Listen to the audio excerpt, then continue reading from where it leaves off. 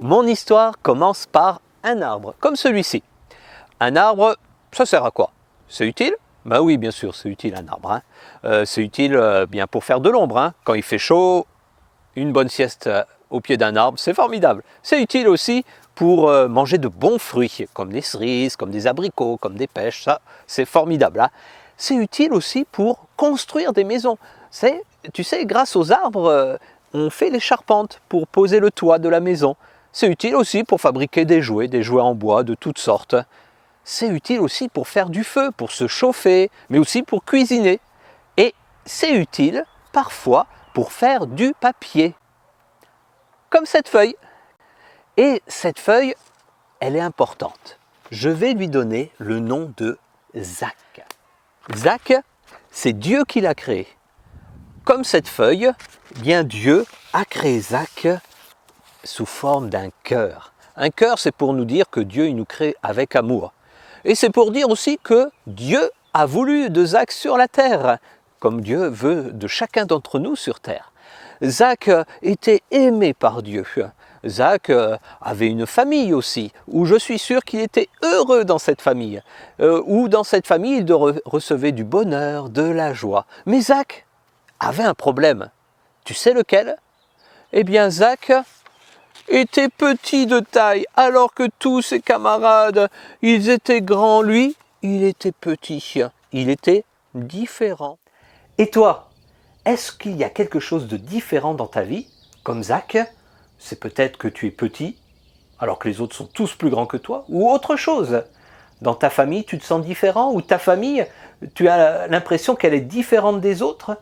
Et si maintenant, en famille, nous pouvions parler de nos différences. Prenez quelques instants ensemble et que chacun dise « Voilà ce que je sens de différent dans ma vie. Voilà ce que j'ai l'impression, c'est pas comme vous, c'est pas comme les autres. Voilà comment je vois ma famille, elle est vraiment différente des autres. » C'est le moment d'en parler maintenant.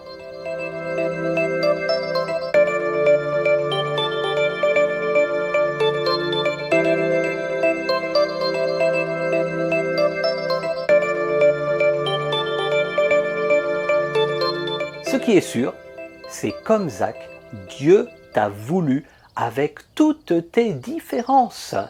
Dieu t'a voulu sur cette terre. C'est pas une erreur que tu es ainsi, que tu sois ainsi, qu'il y ait des différences dans ta vie. Même si tu as un handicap, même si tu as des limitations, même si tu n'as pas les mêmes capacités que les autres enfants ou que les autres adultes, Dieu veut de toi, Dieu t'aime. Zach, donc, sa différence, c'était qu'il était plus petit que les autres. Et je suis sûr que quand il était enfant, on lui faisait remarquer « Tu es trop petit, tu ne peux pas jouer avec nous, laisse-nous tranquille, petit, petit, petit ». Et ça lui faisait beaucoup de mal. Et à un moment donné, il a dû, je pense, parce qu'on lui faisait du mal, avoir un peu de haine dans son cœur. Ce cœur tout propre, tout blanc, il a commencé à être taché. Parce qu'il était différent, mais aussi parce qu'on se moquait de lui et parce qu'il avait décidé qu'un jour, il se vengerait. Zach a grandi, il est devenu ado, mais même en grandissant, il était toujours plus petit que les autres.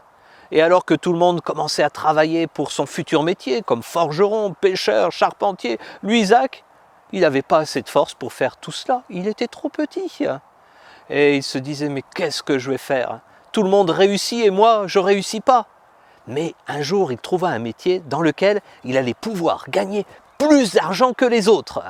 Ce métier, c'était de récupérer de l'argent auprès des gens pour le donner aux Romains. Les Romains qui demandaient de l'argent, c'était les ennemis du peuple d'Israël. Zach est devenu collecteur d'impôts. Mais son métier, il l'a fait en mentant, en volant, parce qu'il demandait toujours plus d'argent. Allez, hop, des autres tâches sur son cœur qui était propre, son cœur qui devait être plein de joie, plein de bonheur.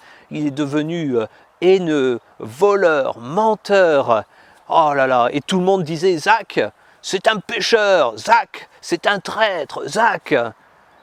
Et dans sa famille, puisque Zach est sûrement marié avec des enfants, les enfants pouvaient lui dire « Papa, papa, pourquoi les gens ils t'aiment pas ?» Et Zach de dire « Mais c'est qu'ils n'ont pas réussi comme moi j'ai plein d'argent et eux ils ont plein d'argent et ils n'ont pas d'argent, eux ils sont jaloux. » Mais la réalité c'est que Zach avait pris de mauvaises décisions.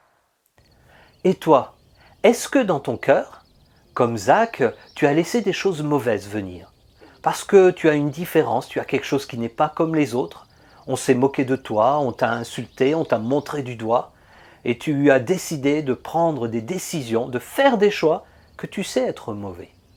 J'aimerais quelques instants, plus pour les parents maintenant, eh bien que tu écrives sur une feuille, peut-être un choix, une décision que tu as prise, parce que tu te sentais différent et on se moquait de toi et tu sentais quelque chose qui n'allait pas, alors tu as pris une décision mais que tu sais très mauvaise, très mauvaise. Écris-la sur une feuille, elle est juste pour toi, pas besoin de la partager avec les autres membres de ta famille.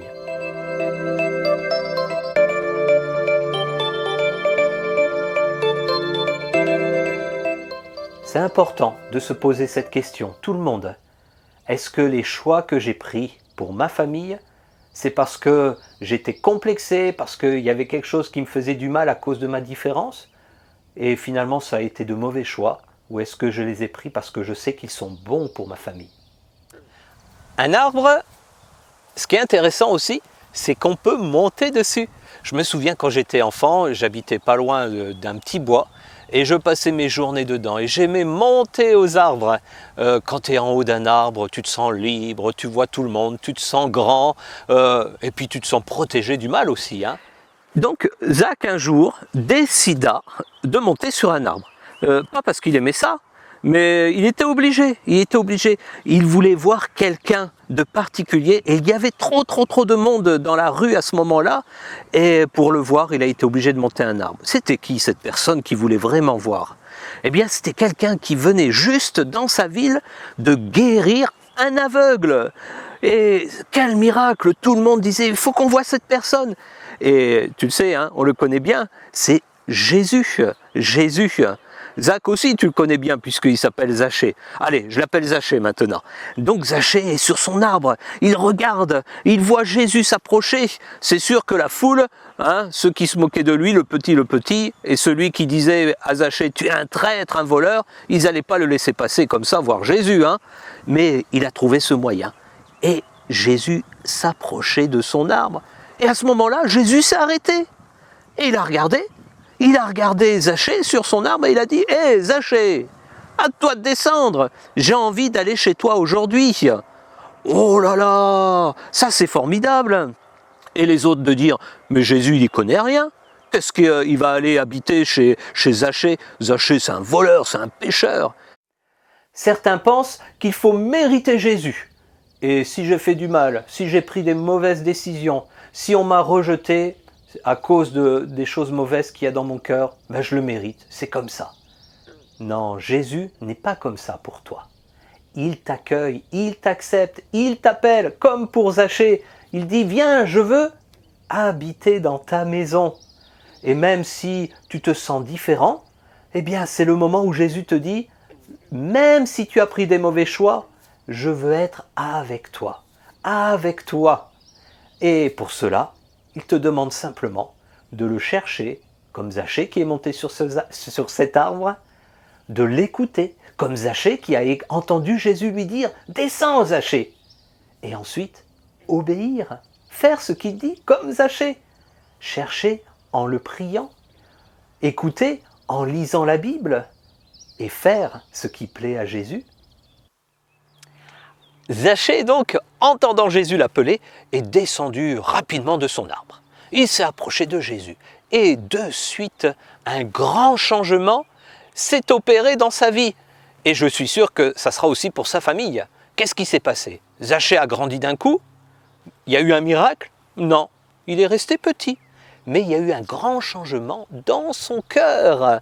Zachée dit à Jésus, « Jésus, maître, maintenant je vais donner la moitié de mes revenus, de mes biens, de mon argent aux pauvres. Et si j'ai fait du mal à quelqu'un, eh bien je vais lui rendre 4 fois plus. » Quel changement! Le plus grand changement que Zachée a vécu à ce moment-là, Ça ne se voyait pas, mais c'était dans son cœur. Il était resté petit en taille, mais son cœur était devenu grand. Et toute sa famille, quand ils ont retrouvé leur papa, Zachée, ils se sont dit « Oh, il a changé. Maintenant, il y a Jésus avec nous. Maintenant, il y a la joie dans notre maison. » Comme Zachée, si tu accueilles Jésus, si tu dis « Jésus, rentre dans ma maison », si tu dis à Jésus « Sois le Seigneur de ma famille », alors des choses vont changer. Il y a des choses qui vont rester les mêmes. Là où tu te sens différent, ça ne va pas changer. Dieu l'a voulu ainsi. Par contre, ton cœur va changer, mon cœur va changer. Et là où avant tu regardais qu'à toi-même, tu pleurais, tu te plaignais, peut-être que tu parlais mal des autres, eh bien aujourd'hui, avec toute ta famille, tu vas pouvoir bien parler des autres, faire du bien aux autres. Oui, différent, mais avec un seul cœur dans ma famille, avec un seul cœur avec mes parents, avec un seul cœur avec mes enfants, avec Jésus. Alors pose-toi la question, dans les jours qui vont suivre, toi qui as regardé cette vidéo, qu'est-ce que je peux faire de différent pour montrer que je suis, moi, avec Jésus, comme Zachée? Peut-être aider des pauvres, mais aussi arrêter de parler mal de certaines personnes, être différent pour Jésus.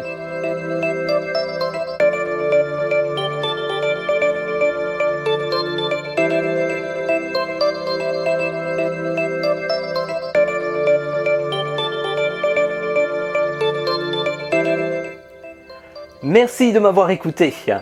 Bien sûr, nous allons nous retrouver, peut-être pas toutes les semaines, ça c'est sûr. Là, il y aura un moment de pause, puisqu'il y a juillet, août qui arrive. Mais vraiment, mon désir, c'est de pouvoir vous aider à partager en famille, à travers des passages de la Bible, à travers des sujets aussi particuliers. Je pense entre autres des sujets très délicats qui seraient bons de partager en famille en disant voilà ce que dit la Bible. Alors à très bientôt pour cette nouvelle émission qui s'appelle maintenant Parlons en famille.